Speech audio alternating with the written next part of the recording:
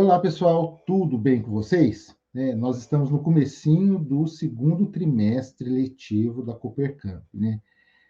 E nessa disciplina de literatura, esse trimestre, a gente tem uma dupla função, né? Uma dupla tarefa, digamos assim. Nós temos a leitura do trimestre e a leitura do livro de férias.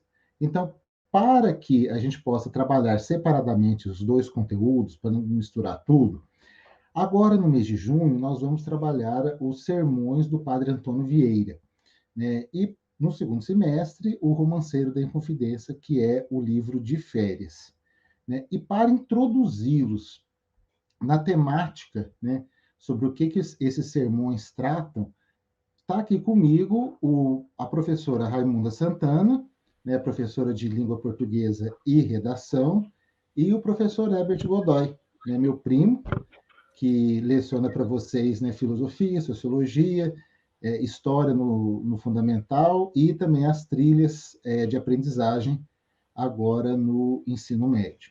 E vocês podem, às vezes, estar estranhando, né, da gente estar falando sermões do Padre Antônio Vieira, mas a gente não vai discutir religião aqui. O nosso foco não é discutir a religião. A gente vai ver ao longo da leitura dos textos que o Padre Antônio Vieira exerce muito mais uma função política do que propriamente uma função religiosa. Então, não se assustem, né, com a temática, né, de ser um texto puramente religioso, porque não é. Né? São textos em que a religião entra como pano de fundo, mas não é o objetivo principal. Né? E lembrando agora, para junho, nós temos a leitura de 3 sermões. O sermão pelo bom sucesso das armas de Portugal contra a Holanda, o sermão da Sexagésima e o sermão de Santo Antônio aos Peixes. E eu quero começar saudando, né, a Raimunda e o Herbert. Tudo bem, Raimunda? Como é que tá? Tudo bem, bom dia. Bom dia, Flávio. Bom dia, Herbert. Bom dia, saudações, Raimunda, saudações, Flávio, e bom dia aí para todo mundo que estiver assistindo também, né? Boa tarde, boa noite, sei lá. Agora, com as possibilidades da internet, a gente não tem hora para assistir, né? Não. Verdade. Bom dia, boa tarde, boa noite, e aí boa vai, madrugada, né? sei lá, de repente. Exatamente. A gente vai passar o vídeo em aula, mas quem não viu, né, provavelmente vai ter outras oportunidades para ver, né? Maravilha. E começando falando um pouco do Padre Antônio Vieira, né, o Padre Antônio Vieira é um autor do Barroco, né? Alguns classificam o Padre Antônio Vieira como um autor brasileiro e outros como autor português, né? As duas estão corretas. Por quê? O Padre Antônio Vieira, ele transitou, enquanto viveu, né, entre Brasil e Portugal, né? Ele fez a sua pregação parte aqui no Brasil, parte na Europa, né? E fez várias viagens transatlânticas, né? Numa época que essas viagens não eram tão habituais assim. Eu até começo a perguntar para o Herbert, né, Herbert? Quanto tempo que duravam essas viagens? Como que eram essas viagens transatlânticas? Beleza, Flávio. Então é o seguinte, ó. Só para a gente ter uma noção, o trajeto que hoje um avião percorre em aproximadamente 9 horas, né, que é o trajeto Brasil-Portugal, naquela época um navio fazia em aproximadamente 3 meses, né? Ou seja, a distância que um avião percorre hoje em 20 minutos era a distância que uma caravela percorria em um dia, né, em 24 horas. Então, as caravelas, que eram os navios mais rápidos da época, alcançavam uma velocidade máxima de 250 km por dia. Né? Então, para uma travessia de 3 meses. Bem... Então, quer dizer, se ele foi e voltou algumas vezes, então, ou seja, em um ano ele ficava metade do ano dentro do navio. Metade do ano atravessando o Oceano Atlântico. Né? E é até curioso a gente falar um pouco disso, porque quem viu o programa do Porchat quarta-feira passada, o ator português, né, esqueci o nome dele, estava saindo de Portugal de manhã e ele tinha que apresentar uma peça em Campinas às 9 horas da noite. Dá tempo. Dele... Oi? Dá tempo, hoje dá tempo. De sobra, né? Mas a história toda foi essa, porque o avião deu problema e ele não sabia como que ele ia resolver, como que ele ia chegar a tempo. Parece que ele chegou no Rio de Janeiro às 7 da noite, teve que alugar um helicóptero, um jatinho, para poder chegar em Campinas às 9.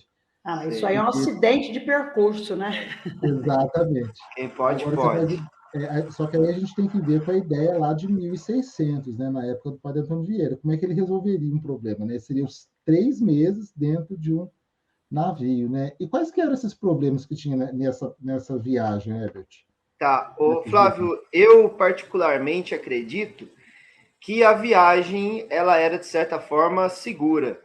Né? Afinal, no século XVI e no século XVII, os portugueses já contavam com mais de 200 anos de experiência, né, atravessando os oceanos.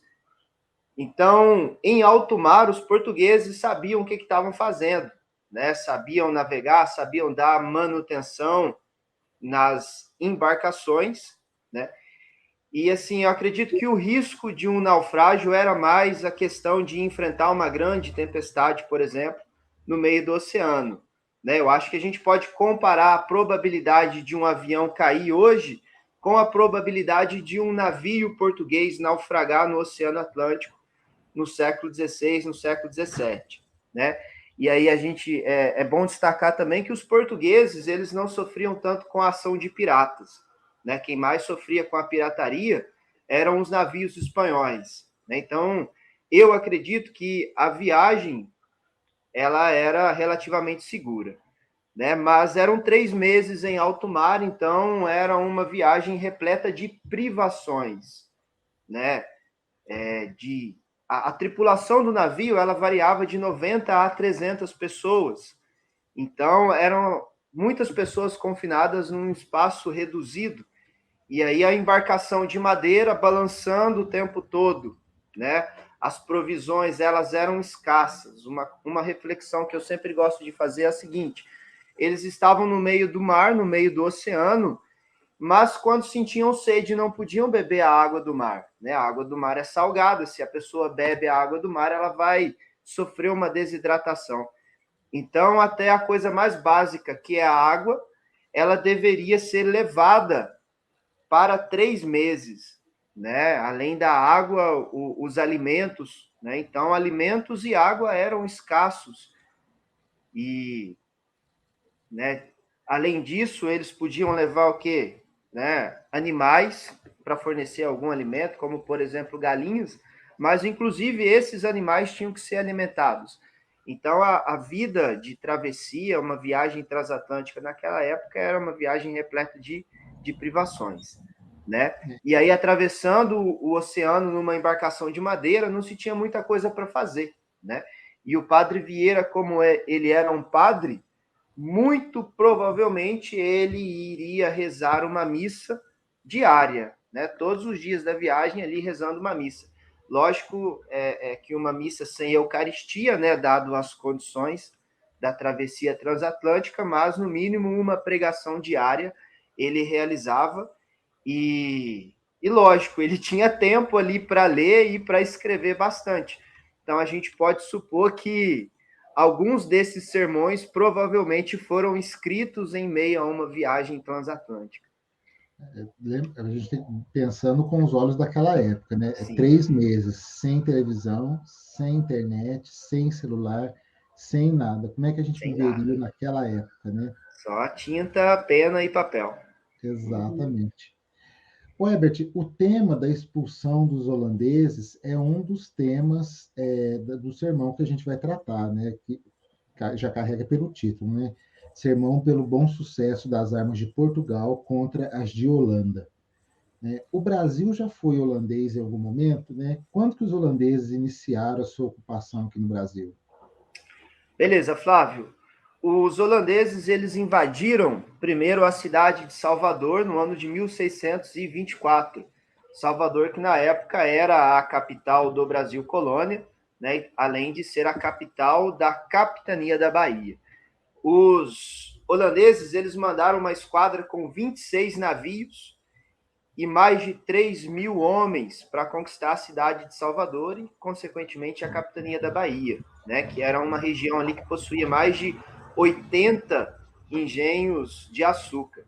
E aí, nessa empreitada, a cidade de Salvador ela foi facilmente dominada, né, não contava aí com grandes defesas na época, e aí a população soteropolitana, né, ela se refugiou nos arredores da cidade, nas matas, né, e organizou uma resistência, juntamente com algumas tropas de Portugal e Espanha. Afinal, naquela época já havia iniciado a chamada União Ibérica, né?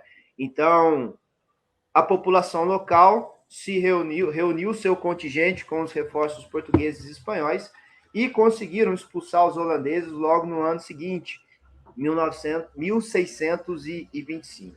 Tá?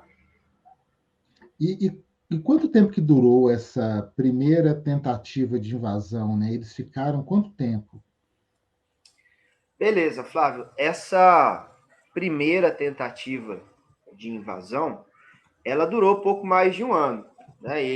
Os holandeses invadiram em 1624 e foram expulsos em 1625. Mas 5 anos depois, os holandeses decidem invadir novamente o Brasil colônia. Né? No ano de 1630, eles conquistaram a região de Recife, a região de Olinda. Tá? E aí, nessa nova invasão, né, a população adotou a mesma tática em relação à invasão anterior. Né? Se refugiou no interior, nos arredores da cidade, nas matas, né?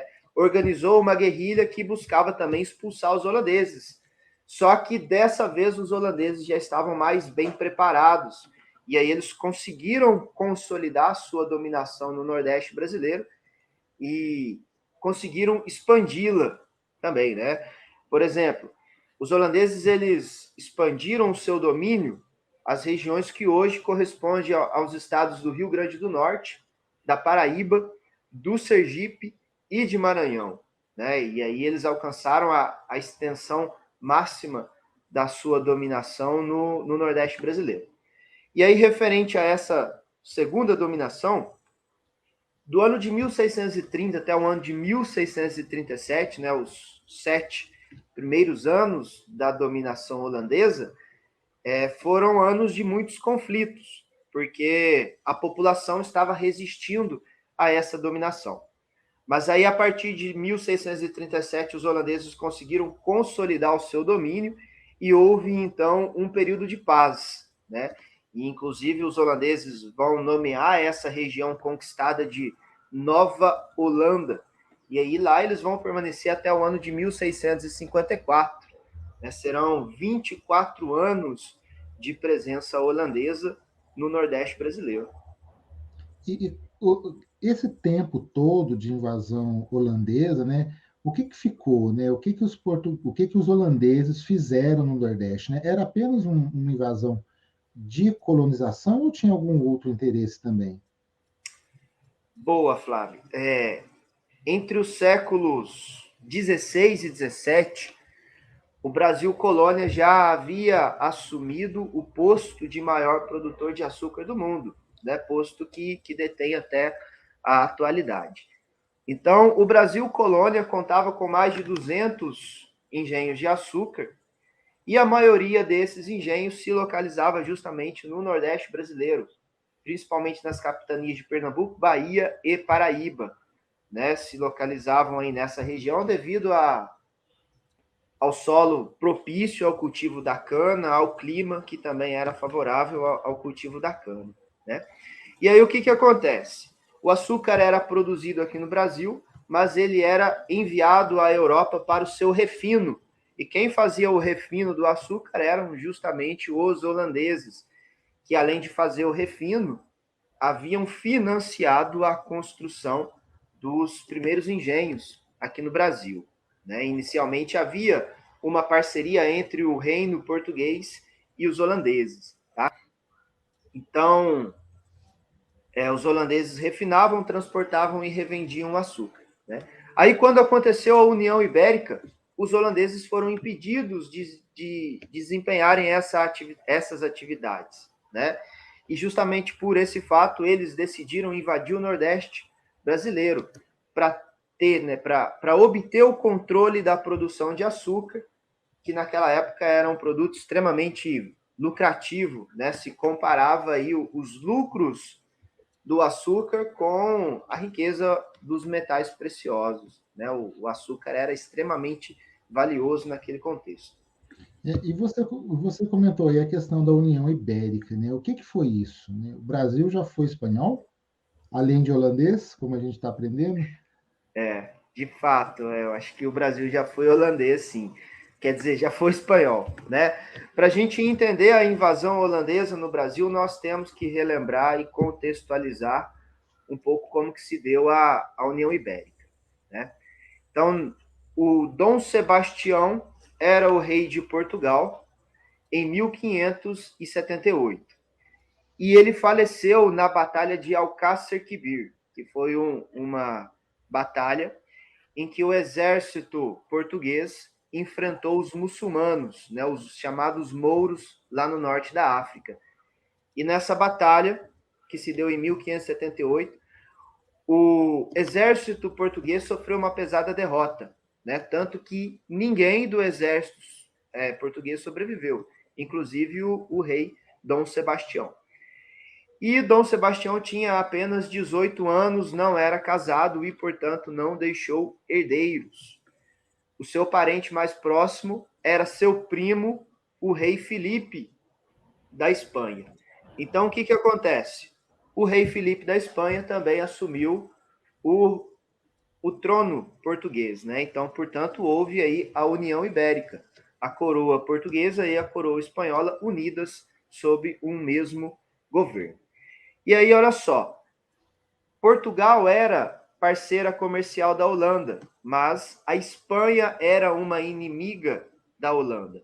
Então, durante a União Ibérica, o rei Filipe impediu os holandeses de continuarem tendo participação na produção e comércio do açúcar brasileiro, né? Então, qual que foi a alternativa que os holandeses encontraram para superar essa adversidade? Eles criaram a Companhia das Índias Ocidentais, né, que era tipo uma empresa, sociedade anônima com vários acionistas. O objetivo dessa empresa seria retomar a participação na produção e comercialização do açúcar. Essa empresa também ficaria responsável pela comercialização de escravizados africanos, que eram a mão de obra responsável na produção do açúcar, né, plantio da cana e produção do açúcar. E o mais interessante, essa Companhia das Índias Ocidentais, ela tinha também um caráter militar. Tanto é que as duas invasões que foram realizadas aqui no Brasil foram realizadas pela Companhia das Índias Ocidentais, né? Então, a União Ibérica, ela teve aí influência direta, né? Foi um fato determinante para que os holandeses invadissem o Brasil colônia. E no final das contas, né, o sermão do padre é justamente pela resistência da colônia contra a invasão holandesa, né? Como é que se deu definitivamente essa expulsão dos holandeses aqui no Brasil? Beleza. Em 1640, a União Ibérica chegou ao fim, né? Portugal vai conseguir se separar da Espanha, vai retomar a sua autonomia política, administrativa e também econômica. Mas, além desse fato, né, outras questões vão comprometer também o domínio holandês nas terras brasileiras, né? Por exemplo, os senhores de engenho, né? Eles vão começar a articular um movimento para expulsar definitivamente os holandeses do Nordeste.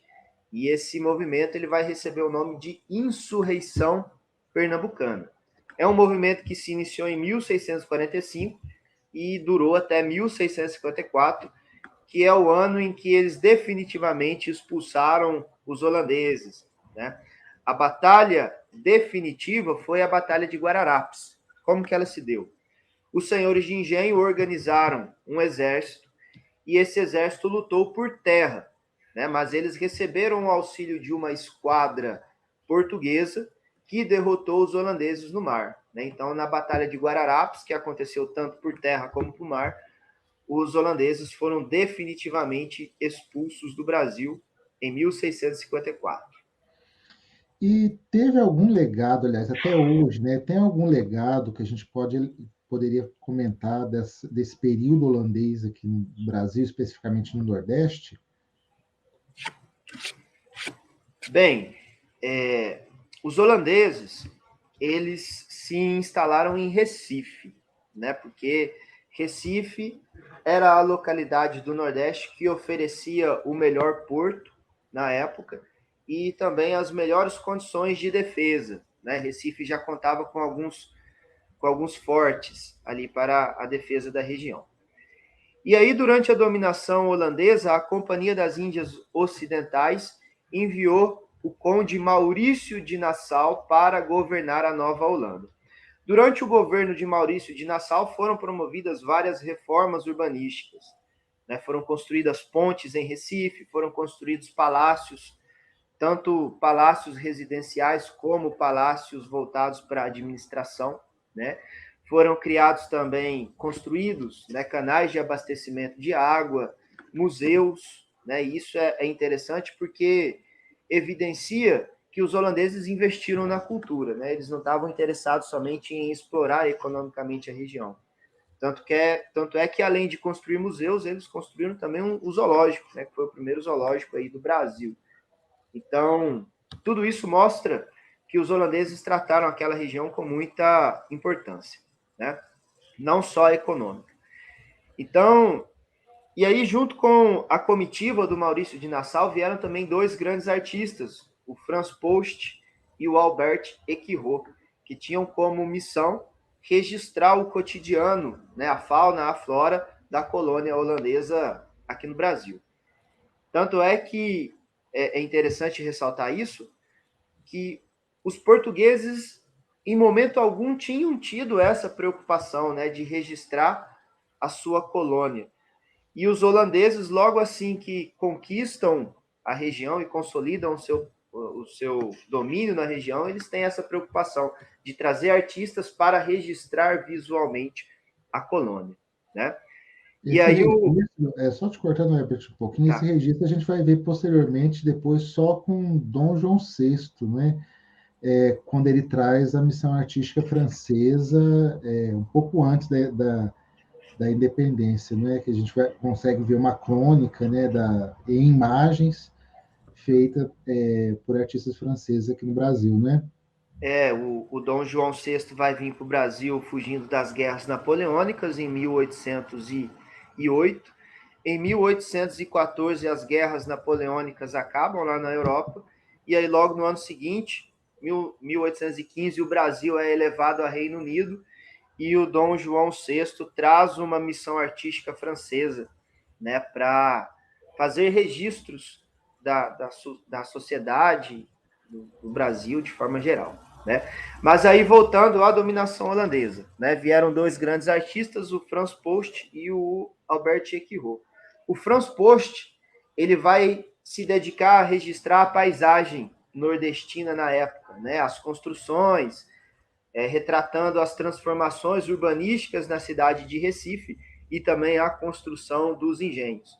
E aí o Equirot, ele vai se dedicar mais a fazer registros naturais, né? A gente até comenta que o Equirot, ele fez uma espécie de etnografia. Ele retratou tanto as pessoas como os costumes locais. E o mais interessante é que ele não retratou somente os colonizadores holandeses, mas ele retratou também a população indígena e a população africana que era escravizada, né? Então, a vinda desses artistas compreende aí um importante registro da cultura da região nordestina naquele período de dominação holandesa. E você mencionou do Equirot, né? Só lembrando que já caiu o Equirot no Enem, e mais de uma vez, pelo menos no caderno de linguagens, né? Não sei se no caderno de ciências humanas também, mas a gente sempre usa questões do Enem, que já foram mencionadas, com telas do Equirot, né? Sobretudo com relação aos índios. Né? Daí você vê o quão é importante a contextualização, né? Esse conhecimento todo de mundo, né? Porque a pessoa, quando cai uma questão dessa, se a pessoa não tiver um conhecimento, ela não consegue levar adiante, né? Não consegue fazer, né? Não consegue interpretar e assim por diante. Você vê como é que é interessante esses registros, né? É um tipo de... É um tipo, não, é uma produção para não cair no esquecimento, porque eles não precisavam nem registrar, não é mesmo, o Herbert? Eles estavam interessados em outra coisa, né? O interesse deles mais era econômico, mas eles não deixaram de registrar coisas importantes sobre a população, sobre não só sobre o domínio holandês, não só sobre o povo holandês, como você está falando aí, né? Mas assim, eu vejo, Raimunda, que havia uma diferença na mentalidade holandesa e a mentalidade portuguesa, né? Os holandeses, eles eram mais esclarecidos que os portugueses, porque a finalidade inicial da dominação era o lucro, era uma finalidade econômica, mas eles dominaram e mostraram também que tinham uma preocupação em relação ao aspecto cultural. Já os portugueses, eles dominavam somente com o objetivo de obter lucro, né? Tanto que a primeira missão artística que os portugueses vão realizar vai ser só no século XIX, né? 1808, ou seja, 300 anos depois do início da colonização portuguesa. E a Raimunda aprendeu muito sobre os holandeses aqui no Brasil, Raimunda? Não, eu estou aprendendo com o Herbert, né? Isso tudo volta à memória, porque você, na minha época de estudante, a história era apresentada para o aluno de um modo muito diferente, né? E eu tive uma professora que ela falava o seguinte, que a história só é história a partir do momento que é contada a verdade. Então, e os professores, a preocupação deles era que a gente decorasse as datas, e parece que isso tudo, todo esse assunto histórico era jogado para a gente, sem a gente saber onde colocá-lo, né? É igual quando você estuda a parte da sintaxe, a parte morfológica, a parte em português. Onde que eu vou aplicar isso, né? Então, eu costumo dizer muito para os meninos que a história ela é primordial. Primeiro, para você trabalhar a literatura, você tem que ter o contexto histórico. Porque se você não souber da história, você não entende a literatura, né? Para você trabalhar a produção, você pode usar tudo isso que o Herbert está contando para a gente, que os portugueses não eram tão interessados no registro, mas os holandeses eram muito mais à frente deles, interessados não na parte da colonização, da parte da riqueza, mas eles estavam interessados também em fazer algo por aquele local. Por exemplo, ninguém vai colonizar ninguém, né? Ninguém vai fazer nada pelo local se não tiver a fim de tomar conta de tudo. Então, na mentalidade deles, eles pensam, eu creio, não sei, Herbert, me corrija se eu estiver errado, se eu tomar posse de tudo isso aqui, eu estou meio caminho andado, né? Eu já terei feito pontes, construído castelos, né? Eu estarei também trabalhando para que esse local tenha a minha cara. Não é bem assim, Herbert? Justamente, né? A gente quer consolidar a posse e agregar o máximo possível que a gente puder, né? Não só o desenvolvimento material, mas o desenvolvimento intelectual, cultural da região. Isso mesmo. E os holandeses, eles tinham esse diferencial, né? Eles já eram mais esclarecidos nesse ponto. Até porque é interessante a gente pontuar também que a Holanda era uma localidade que lutava já pela sua independência, que queria estabelecer um sistema republicano e democrático de governo, enquanto Portugal vai manter o governo absolutista, ou seja, todo o poder concentrado na figura do rei até meados do século XIX. Né? Então, isso é outro fato que mostra para a gente como que os holandeses já eram mais esclarecidos naquele período da história. E é dessa época do Maurício de Nassau, né, a história do boi voador. Né? Não sei se o Herbert conhece.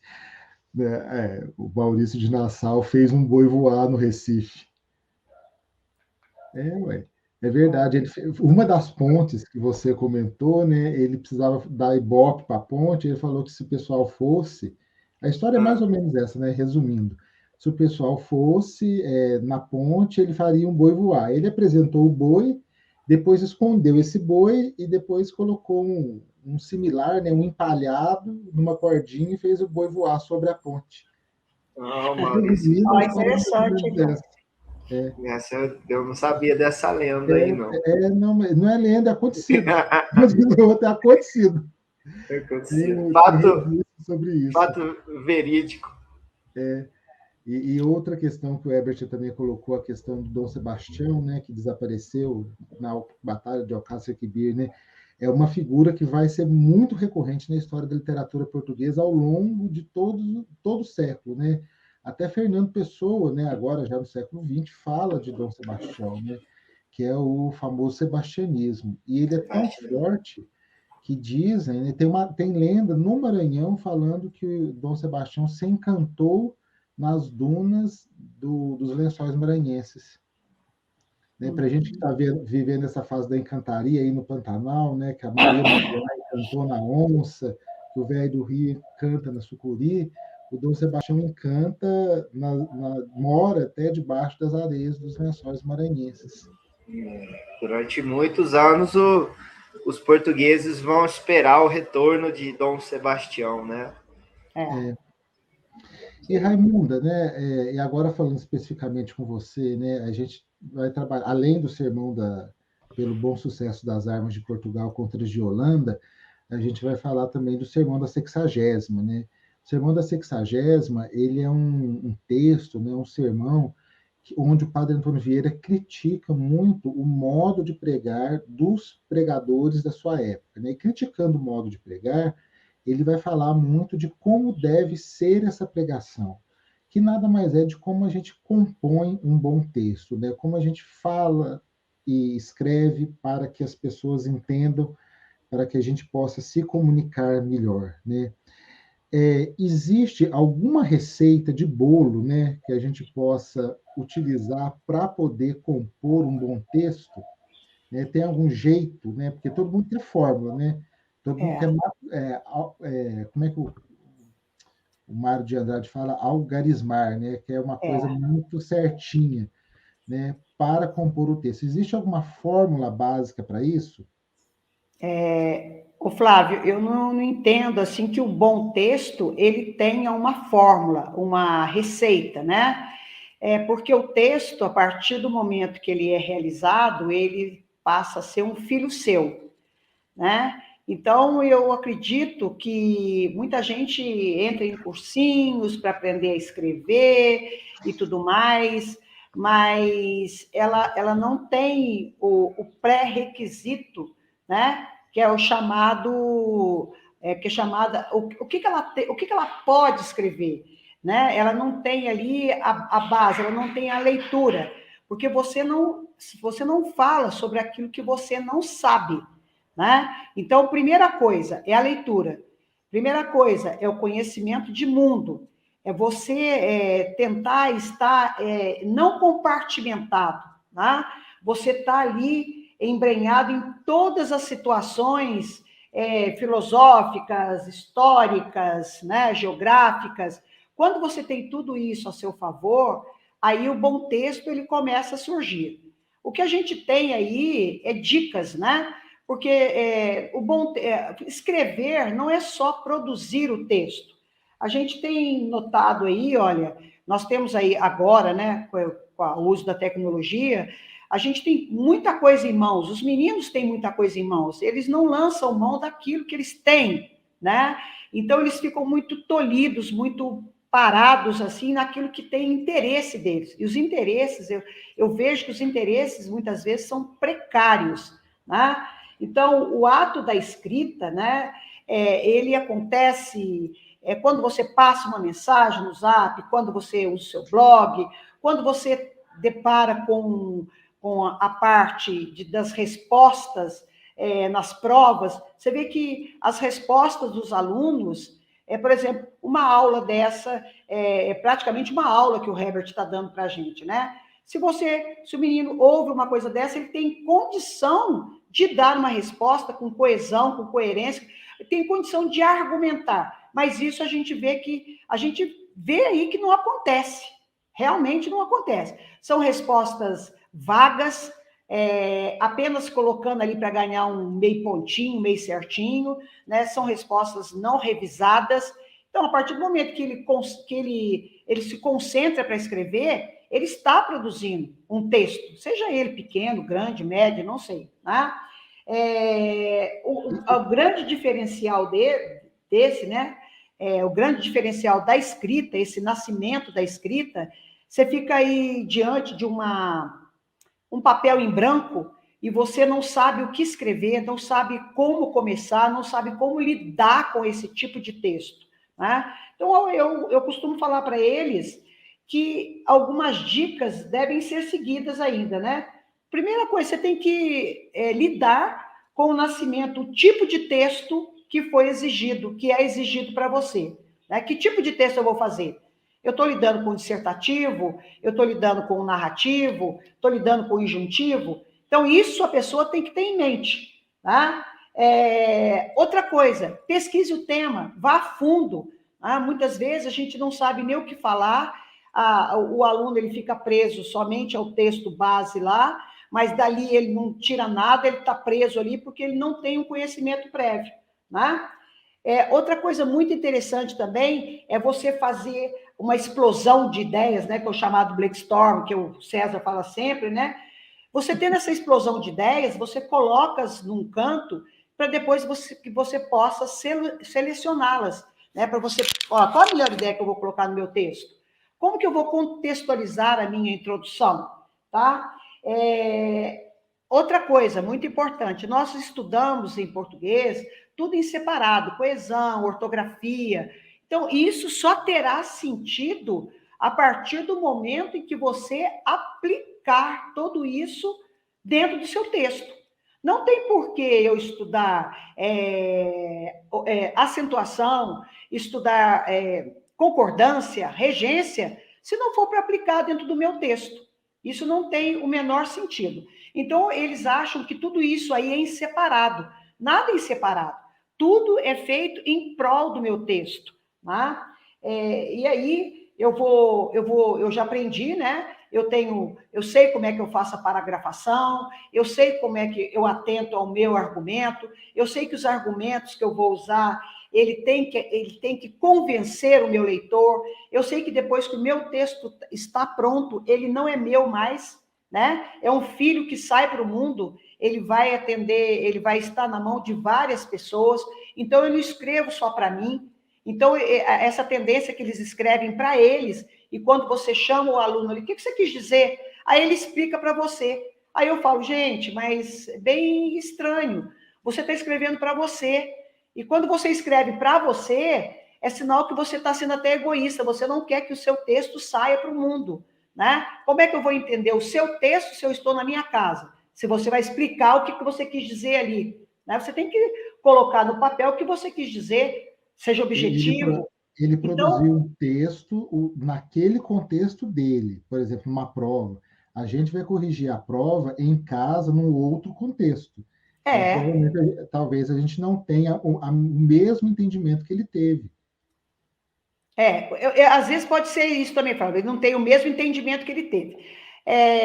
Eu vou falar para você, eu leio um poema, eu tenho um entendimento, certo? O Herbert lê um poema, o entendimento é dele.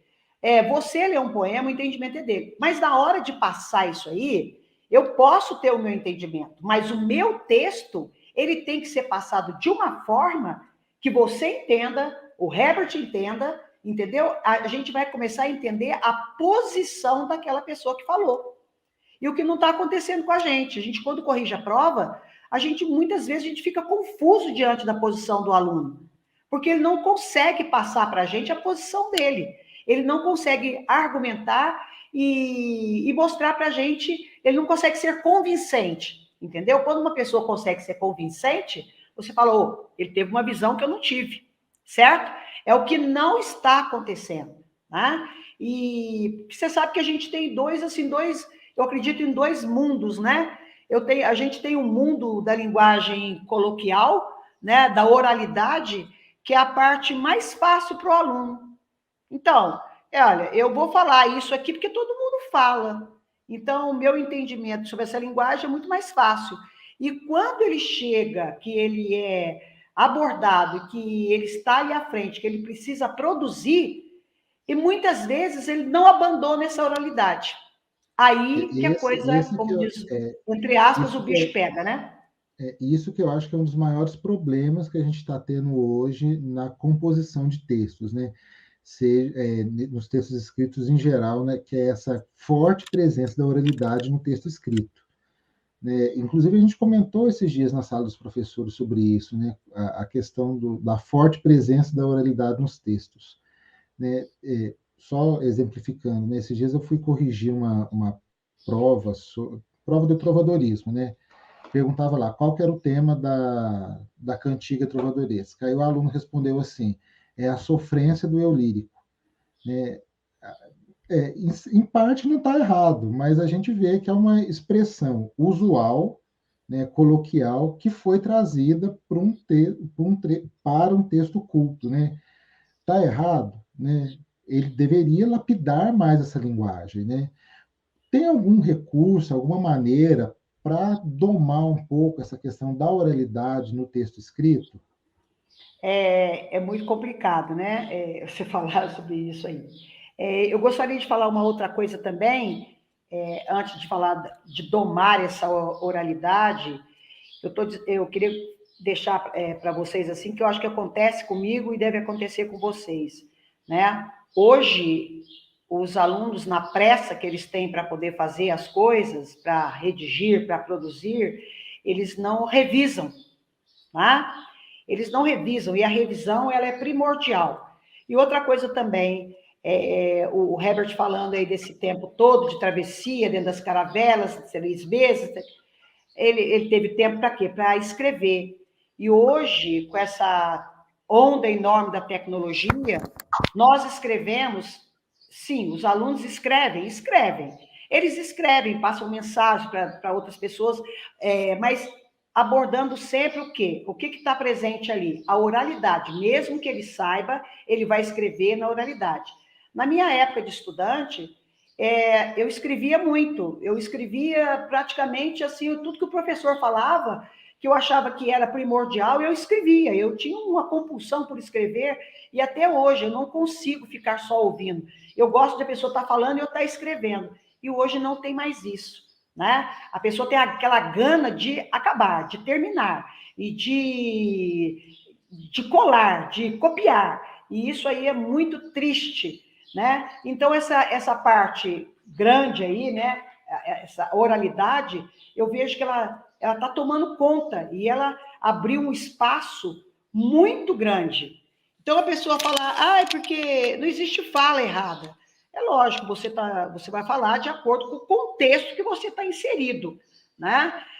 Porque ela é de fácil compreensão, e aí os textos, à medida que eles vão usando, os textos estão cada vez mais pobres, eles, muitas vezes, a língua, ela é deixar a língua materna mesmo, a língua, o português, ele se torna mais pobre cada vez que passa, né? Porque o aluno ele não consegue fazer essa transposição de estar falando de acordo com o contexto, e muitas vezes ele acha melhor escrever do modo como ele entendeu. E aí, qual é o nosso compromisso? Nosso compromisso é corrigir e entender o modo do aluno. Né? Aí você está falando de lapidar, né? Como você está falando da sofrência. Tá? Por que usou a palavra sofrência? Porque é mais fácil para ele. Ele entendeu isso como sofrência. Ele não consegue fazer com essa sofrência, ele não consegue argumentar, ele não consegue colocar uma linguagem mais do contexto mesmo, uma linguagem melhor, ele não consegue escrever de uma maneira e que ele, à medida que o tempo vai passando, a gente vai aprimorando a linguagem, o modo de escrita, mas para ele é a sofrência, né? É a dor do amor, isso aí está em alta, não é não? A sofrência agora está em alta, então eles vão usar isso mesmo, é o que está dentro do contexto deles, é o modo de entender, de entendimento, né? Agora, como domar isso é meio complicado, viu, Flávio? Então, o que eu falo para o meu aluno é o seguinte: o cuidado com a língua, ele deve ser redobrado, tá? A gente não pode deixar que a língua ela caia no esquecimento, só porque todo mundo fala, tá? Eu vou vou usar um jargão, eu posso até usar, eu vou usar uma gíria, eu posso até usar, mas em que contextualização que eu vou usar tudo isso? Tá? Então, a gente tem que trabalhar esse nosso aluno o máximo possível, porque ele não vai estar sempre num grupo de amigos, ele não vai estar sempre numa balada, ele não vai estar sempre numa lanchonete. Você tem uma ideia, se nós três sentarmos, né, e nós formos conversarmos sobre outros assuntos, a gente vai usar pouca oralidade, né? Aí se nós não tivermos no caso da brincadeira, né, levando o caso da brincadeira. Aí porque para nós isso aí é mais simples, né? Hoje, até para você dar aula, se você entrar na sala de aula com uma linguagem bem mais culta, bem mais erudita, você não consegue dar aula. Fala a verdade. Muitas vezes, o Flávio hoje ele falou cada coisa, gente, ele saiu daqui e a gente não entendeu nada. Isso né? é verdade. Então, Eu como é que sofro o com isso. Herbert atinge o aluno na história? É contando a história de uma outra forma que chega até o aluno. Porque aquela história... E no ensino médio, a filosofia, que tem conceitos aí tão complicados quanto a história, né? Que a gente tem que fazer muitas vezes é traduzir esse contexto, esse conceito que tem um significado tão difícil de ser entendido numa linguagem até mais oral mesmo. Mais oral, a linguagem para a realidade deles. A linguagem atualmente, se você quer conquistar o seu aluno, ela tem que ser uma linguagem mais acessível, né? Porque a filosofia, eu costumo dizer assim, que a filosofia não é para todos, né? É para poucos. Porque a partir do momento que você começa a aprofundar ali, você fala, cruz credo, não quero saber disso não para minha vida. Isso aí está me deixando confuso, isso aí está fazendo com que eu me transforme, né? Não quero mexer com isso não. Então, para que isso possa chegar de maneira mais prazerosa, a linguagem, não estou dizendo que nós abandonamos a nossa prática, não. Só que nós precisamos entrar numa outra contextualização, né? É a mesma coisa da literatura. Tem trechos da literatura que são complicados. Por exemplo, se você chega, ou quando você está fazendo uma introdução para os alunos, se você apresenta esses livros, os sermões, assim, diretamente e a ferro e fogo, eu tenho certeza que isso aí não vai ser digerido. Tá? Mas tem uma questão também, você até comentou, que é essa questão da velocidade do mundo moderno que a gente vive, né? Hoje em dia, eu percebo isso, não sei se o Herbert com a Raimunda, aí vem a palavra difícil, né? Corroboram, né? Ou concordam comigo. Né? Mas eu vejo que existe uma preguiça muito grande. Né? Como se fosse a palavra difícil, você pula e segue para frente. Em vez de você olhar no dicionário, até para enriquecimento pessoal. Né? E hoje em dia, a gente tem mais ou menos a mesma faixa etária, a gente compartilha de uma época que a palavra difícil, a gente tinha que ir num livro grande, chamado dicionário, pesquisar essa palavra e ver o que significava. Hoje em dia, esse dicionário está na palma da mão. Né? Muito mais simples e ele não é utilizado. E eles não querem. E outra coisa, às vezes, Flávio, você não precisa nem do dicionário. Quando você lê e você se depara com uma palavra complicada que você nunca viu, você vai até pela contextualização. Né? Eu tive, nesse período aí, nessas semanas, na semana anterior, que nós tivemos a recuperação, um aluno entrou na sala e falou para mim, mas como é que você dá um monte de texto para ler na recuperação? Que loucura que foi essa? Eu falei para ele, mas você está falando o quê para mim que eu não estou entendendo? Como assim? Não, muito texto, muito longos. Eu falei, tá, você não gostou? De jeito nenhum, eu tive que ler aquele monte de texto. Algumas coisas lá eu nem li. Quer dizer, como assim?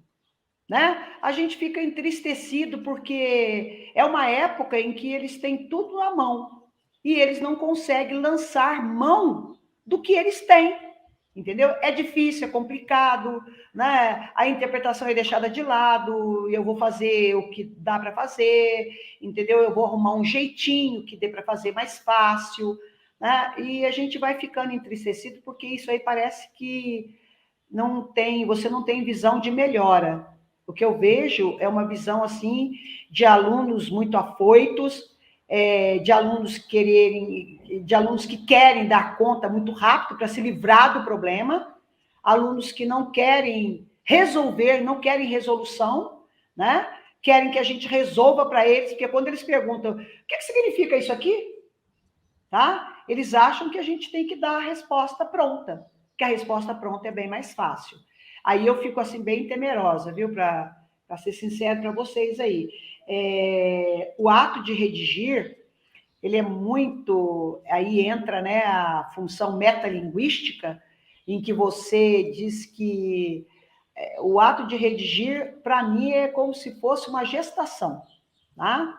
E essa gestação você vai fazendo aos pouquinhos, vai aprendendo, e quando o texto está pronto, já é o parto pronto, lindo, maravilhoso, ali o seu filho, é seu, né? E muitas vezes os alunos não compartilham dessa beleza da produção. Eles acham que produzir é somente na aula de português. E produzir é um ato que envolve todas as disciplinas, né? Olha para você ver uma coisa, de toda essa aula que o Herbert deu aí, olha para você ver quanta coisa os meninos poderiam produzir com essa maravilha. Até quem não gosta de história estaria embrenhado na história agora, né? Falando, olha, meu Deus, que coisa interessante, hein? O que os sermões têm a ver aí com essa parte toda histórica? Ah, que coisa maravilhosa. E você comentou logo no começo da sua fala, né, a importância do repertório que os alunos têm que ter para produzir texto, né? Além desse repertório, quais outras habilidades você elencaria para que os alunos consigam produzir um bom texto, né? O que envolve essa produção de texto?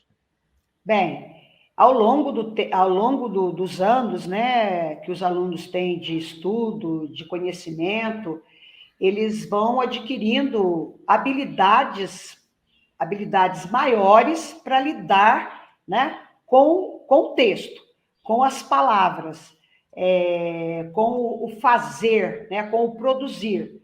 Então, ao longo da vida, eles vão analisando tudo isso.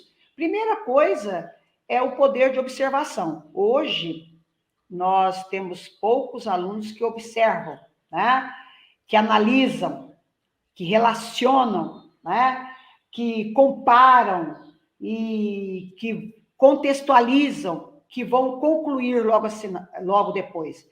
Então, se você não tiver esses pré-requisitos aqui, você não pode só de cara sentar e escrever, tá? Então, você tem que desenvolver essas habilidades, né? Habilidade de observar. Observar, para mim, é o grande X da questão, né? Eu falo que é o ápice, porque eu costumo falar para eles, gente, não se espelha em mim, não, falo demais. A gente tem que falar menos, tem que observar mais, né? Você vai relacionar, olha quanta coisa você vai relacionar, tá? Olha aí para você ver o registro. Olha para você ver os holandeses, eles se preocuparam em registrar diferente dos portugueses, que estavam preocupados em colonizar apenas. Não sei se eu estou dizendo coisa errada aí, Herbert, me corrija, né? Mas a gente está tendo uma pressa tão grande no mundo que essas habilidades estão deixadas de lado. Então, o que acontece? Eu quero apenas redigir, mas essas habilidades eu não estou desenvolvendo, que é a observação, você relacionar, você contextualizar, você comparar, né, antes de mesmo redigir. Essas habilidades, o aluno, eu falo para você, ele tem que sair com essas habilidades já desenvolvidas, não em desenvolvimento. Por isso que hoje a gente fala, os professores de universidades, eles falam, esses alunos estão chegando aqui para a gente e não sabem fazer nada. Tá? No primeiro ano de faculdade, o professor logo dá lá um seminário. O aluno fica louco. Ele não sabe o que é o seminário. né? Ele não sabe o que fazer com aquilo lá, né? E esse dia eu estava conversando com a menina que ela está fazendo faculdade até de relações exteriores, né? E ela estava falando, eu não aguento mais fazer trabalho em grupo com quem não sabe. Então, esses meninos não sabem o que é um resumo, eles não sabem nada, pelo amor de Deus, eu não quero fazer trabalho em grupo. Eu falei, olha, é complicado. Como é que esse povo conseguiu entrar na faculdade tão difícil? Entra. O problema não é entrar, o problema eu acho que é mais sair, né? Então, as pessoas tentam fazer, e aí puxando para um lado, né, bem assim, distante, eu fico meio temerosa também com isso. Que profissionais nós teremos no futuro? Eu acho que a gente estava conversando isso, né, Herbert? Não sei, na sala dos professores, Conversamos isso, comentamos isso esses dias, né? Comentamos isso. É uma Será preocupação que nossa aí, no futuro. Como será o futuro? Será que nós teremos confiança nos médicos, nos advogados? Né? Então, como é que será isso? Porque os alunos eles estão deixando de desenvolver habilidades primordiais, tá? Que a gente acha que essas habilidades já deveriam estar em desenvolvimento e no final do ciclo desenvolvidas. E trazendo o Herbert para a prosa, Herbert, qual que é a sua dificuldade para escrever? O que você sente quando tem que compor um texto? Olha, Flávio, de início, na minha época de escola, que a maior dificuldade era iniciar o texto, né? Escrever a primeira frase, de repente colocar a primeira ideia no papel, dar o pontapé inicial do texto, né? Acho que de início é uma grande insegurança nossa como começar o texto, né? E desde a época da escola eu sempre tive professores que falavam a mais pura verdade, que só escreve bem quem lê bem, né? E nós da área de humanas e linguagens, nós trabalhamos esses dois fundamentos, né? O da leitura e da escrita. E ao longo da nossa formação, né, nós vamos desenvolvendo, nós vamos praticando cada vez mais a leitura e a escrita, e, consequentemente, nós vamos superando as nossas dificuldades e aperfeiçoando a nossa escrita, né? Até que, a partir de determinado momento, escrever é algo extremamente fácil e natural, né? Porque e aí você falou, cortando você um pouquinho, Herbert, você falou uma palavra primordial, prática. Prática. É. Eu não vejo a prática hoje, atualmente eu não vejo a prática. Eu vejo alunos escrevendo somente para ter uma devolutiva em relação à nota, tá? E isso aí se torna prazeroso e torna-se uma atividade, até eu digo até corriqueira, a partir do momento que você tem prática, a partir do momento que você lê, né? E não me recordo o filósofo, mas tem um que diz que a prática conduz à perfeição, né? E não só na questão da escrita, mas de tudo que a gente faz. Quanto mais a gente pratica determinada coisa, mais nós vamos nos aperfeiçoando naquilo, né?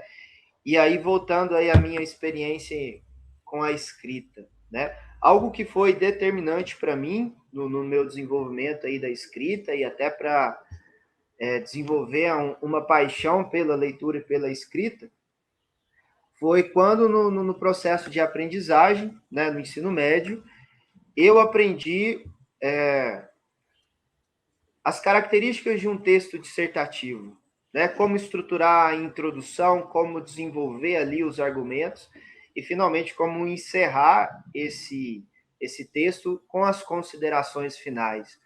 Então, acho que algo extremamente importante é quando a gente aprende a estruturar um texto e pratica essa estruturação, né, desenvolvendo diferentes temáticas que muitas vezes são desafiadoras para nós, né, que é o que essa garotada aí vai encontrar no Enem e nos vestibulares. Né? Na grande maioria das vezes vai ser um tema de redação extremamente desafiador. Né? E aí hoje, né, Flávio? Como você perguntou, qual que é a minha maior dificuldade? Acho que hoje a minha maior dificuldade é com uma característica muito peculiar da língua portuguesa. É de que uma letra em determinada palavra tem um som diferente. E aí, na hora de escrever, eu sempre faço a maior confusão, porque na minha cabeça tem um som de C cedilha, mas escreve com SS, ou então tem som de SS, escreve com C cedilha. E aí, sempre que eu estou escrevendo a palavra exceção, ela me pega. Eu tenho que ir lá no dicionário e ver, porque ela fica grifada ali. Herbert, vou dar uma dica para você da exceção. Da exceção, vai lá. Você pega a palavra. Esses dias eu falei, olha, eu estou cansada de tanta palavra errada, meu Deus do céu, ortograficamente eu não aguento mais. Aí eu dei uma brincadeira no 9º ano, que é o ditado relâmpago, e eles ficam muito bravos quando eles erram, porque até a acentuação, você não... Ah, mas eu só deixei de botar o acento, não interessa, já errou. Então, eu falei para eles, olha, você escreve, são duas que andam juntas, o excesso e a exceção. Então, o excesso é muita coisa, você está fazendo tudo em excesso, é muita coisa. Então, como é muita coisa, você usa o dígrafo 2 S, lá no final. O C vai continuar do mesmo jeito. É XC, né? E os 2 S lá no final.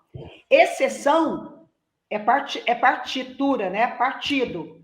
Então, como é partido, você vai usar só o C cedilha, tá? No final. Então, você não vai errar nunca mais. É pouco, C cedilha. É muito, 2 S, né? É como você estava falando aí, e eu estou aqui passando um filme na minha cabeça. Eu trabalho produção de texto com os meninos e trabalho com eles em separado as partes, né, do texto dissertativo. A introdução, eu falo, olha, o professor fica maravilhado quando ele corrige uma redação em que o aluno ele fez uma contextualização histórica. Esse aí é o meu prazer. Quando ele fez uma contextualização filosófica, quando ele fez uma contextualização com um filme ou com um livro que ele viu ou leu, ali para mim eu fico no estado de graça, certo? Aí, quando ele consegue levar da introdução para a argumentação aquele problema, aquele tema que ele colocou, aquela tese que ele colocou ali para desenvolver, e quando ele consegue, em poucas palavras, solucionar aquele problema. O que está acontecendo? Só que o aluno é teimoso. Você dá essas partes em separados para ele e você fala para ele, olha, agora você já conhece a estrutura do texto. O que você vai ter que fazer? É colocá-lo em ação. Muitas vezes, eles não colocam. A maioria das vezes, eu tenho poucos alunos ali no 3º ano, né, no 2º ano, que eles estão, assim, escrevendo já... sabe, desse modo, eles estão cada vez melhores e eles fazem o quê? Eles querem sempre uma devolutiva daquele que ele escreveu. Isso aí que eu acho bacana. Quando um aluno escreve e ele vem até mim e fala, olha, o que você achou? Sem confiar lá na plataforma, né? O que você achou desse texto? Eu estou indo pelo caminho certo? É assim? Então, quando você tem dificuldade para escrever, você tem que pegar uma introdução para si. O que é mais fácil para você? É a contextualização histórica, porque você é bom em história? Então, você vai nessa parte, você pega para si. Porque à medida que você vai desenvolvendo, isso vai ficar fácil você conduzir o seu texto, né? Então, agora, hoje, né, atualmente, eu falo para eles, quando o texto no Enem, ele é bom, é um texto lapidado mesmo, é um texto maravilhoso, né? Você não vai errar todas as palavras, mas é um texto prazeroso de se ler, o professor corretor, ele não dá até nem muita importância à ortografia, não. Ele quer ver se você realmente, você é um sujeito completo, não um sujeito compartimentado. Aí, você tem coerência, tem coesão, às vezes a pessoa tem coerência e coesão e nem sabe o que é coerência e coesão, ela faz meio, né? Eu tive um aluno que ele odiava a gramática. Ele é jornalista hoje, ele odiava, tinha pavor de gramática, mas ele escrevia lindamente, sem saber nada, sem pontuação, ele escrevia, simplesmente escrevia. Aí eu falei para ele, olha, o maior tesouro você tem na mão. O resto, você aprende. Né? E é interessante o que o Herbert falou. Com a escrita mesmo, quando os alunos já estão praticamente preparados para a escrita, né? Aí a gente, quando eles conseguem, né, Flávio, dar uma resposta com argumentos, aquela resposta, não é igual a resposta do professor, mas eles podem dar uma resposta pessoal, né? Argumentando e falando sobre o que ele entendeu. Esses dias eles estavam falando assim, o Flávio, ele não aceita muito o que a gente escreve. Aí eu falei para eles, não é questão que o Flávio não aceite o que vocês escrevem, só que a gente não é obrigado a aceitar abobrinhas. Né? Eles ficaram bravos, não sei o quê. Eu falei, não, você está escrevendo somente para encher linguiça? Não adianta que ele não vai aceitar nunca. Né? Mas não, é por aí mesmo. E o que o Herbert falou, uma coisa muito interessante, que é assim, e você também comentou, que é você conhecer a característica do gênero, né? Você ter claro conhecimento da característica do gênero para você poder construir seu texto. Né? Se você não conhecer, você não vai adiante. Você adequar aquilo que você quer dizer ao tipo de texto que você tem que produzir. Né? E isso é muito importante, porque muitas vezes é isso que você está falando. A pessoa vai responder uma questão na prova, esquece que ele tem que dar uma resposta com argumento, objetiva, né? Clara, e muitas vezes não é assim, não acontece isso. Agora, uma pergunta para você, Flávio. Atualmente, os alunos, quando leem, você acha que a maioria deles conhece que tipo de texto está lendo? É muito difícil. Eu percebo que há essa dificuldade de conhecimento do gênero, né? De você saber a medida do gênero. Ou seja, se eu estou lendo um texto, por exemplo, os sermões que a gente está aqui comentando, que é o mote, que é a inspiração da nossa prosa aqui. Ele não é um texto narrativo. Ele basicamente vai ser um texto dissertativo argumentativo, que foi produzido para ser oralizado, né? O sermão é feito para ser dito na igreja. Né? E que, posteriormente, o padre acabou escrevendo e ganhando, né, a literatura universal. Então, aí eu percebo que eles não conhecem um pouco essa questão da argumentação. Pelo menos eu vejo isso. Aí, quando você está lendo um texto narrativo, claro que aí é uma história, é mais fácil, é mais tranquilo. É mais fácil, né? Você lida mais com a imaginação, você consegue embrenhar mais, talvez, na ideia da história. Mas um texto dissertativo e argumentativo, como é o caso dos sermões, como foi o caso dos cronistas do descobrimento que eles deveriam ter lido no trimestre anterior, né, a gente vê que existe uma certa dificuldade em acompanhar a ideia do autor e conhecer o gênero do que está sendo lido. Inclusive, é até interessante você tocar nesse ponto, Raimundo, que eu até já deixo até uma dica de leitura. Para quem for ler, aliás, né, para quem for ler, não, na leitura do sermão pelo bom sucesso das armas de Portugal contra a Holanda, esse sermão tem um destinatário muito específico, e é muito interessante o poder de argumentação que o padre vai desenvolver ao longo desse texto, com todas as informações que o Herbert já forneceu. O aluno ele vai ter condição de entender exatamente qual que é a argumentação que o padre usa. Eu estou aqui dando a pista, mas não vou dar um spoiler do que está acontecendo, né? Mas eles vão ter que descobrir. Né? A argumentação que o padre usa não é contra, né? Com quem ele está argumentando e o que ele usa para argumentar em defesa do povo português naquele texto. Uhum. Isso aí é uma boa. A linguagem, né? O que pega também na hora da leitura desses clássicos, desses livros, né? É a linguagem que eu estou te falando. Você está falando da oralidade, nós falamos da oralidade. Como eles estão acostumados com outro tipo de leitura, com outro tipo de conversa, para eles, né? Parece que se torna inatingível. Você lembra quando você trabalhou o Alto da Barca do Inferno? Eu tive que entrar em ação para poder... A gente fez até aquele trabalho junto, entrar em ação para poder traduzir a história do Alto da Barca. Porque muitos ali, isso eu não entendi nada, não sei o quê. mas a hora que eles descobrem a história, eles ficam maravilhados. Então, quer dizer, atualmente nós estamos tendo que traduzir e muito para os nossos alunos, né? Com certeza. Eu acho que é por aí.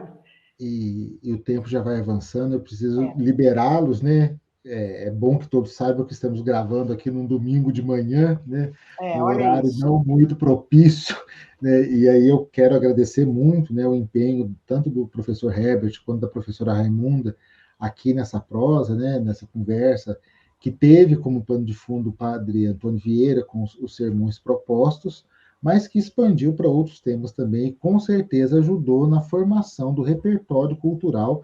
E esse repertório cultural ele vai aparecer no sermão da 60ª, né? O padre, em determinado momento, fala que isso é fundamental para você pregar bem, para você escrever bem, e ele não vai usar, claro, que repertório cultural, que é uma expressão contemporânea, ele vai falar de ciência, né? Então, essa ciência que aqui fizemos, né, provavelmente vai ajudar os alunos a compreender melhor, né, e entender melhor os sermões do Padre Antônio Vieira. Eu vou continuar com eles falando em sala de aula, né, porque temos uma atividade de leitura, além da leitura em si, né, eles vão ter uma atividade na plataforma, né, de leitura diária. Esses sermões eu vou explicar para eles agora como é que vai ser, né? E eu gostaria de agradecer muito e de coração, né, Raimunda? Muito obrigado.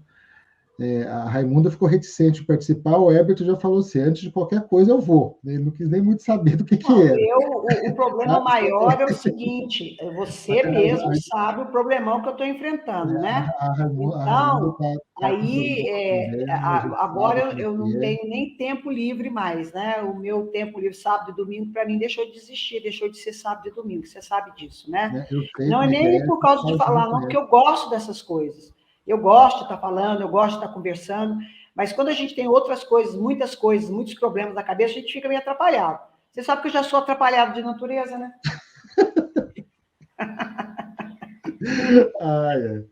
Obrigadão, Raimunda. Né? Você sabe que a gente está em oração. Eu estou brincando, mas você sabe que a gente está junto contigo nessa e torcendo. A coisa está meio brava mesmo, Flávio, mas a gente vai levando, né? Com certeza. A gente não pode... Em Deus tudo é importante, tudo vai. Né? É verdade. Tudo posso naquele que me fortalece. É isso mesmo.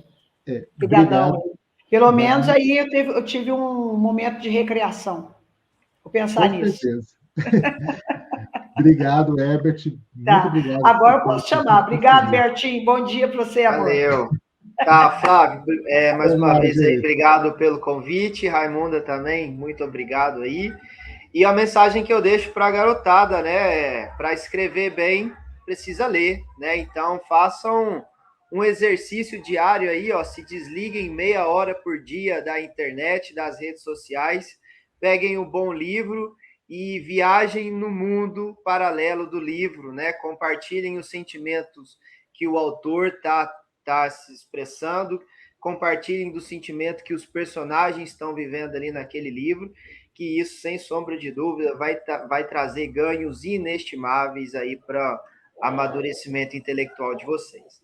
Beleza? No mais, saudações. O livro é só começar. Depois que você começa, o prazer está ali. Né? Bem-vindo. Tá? Um beijo grande para vocês, gente. Obrigada aí, viu? Bom dia para vocês. Tchau.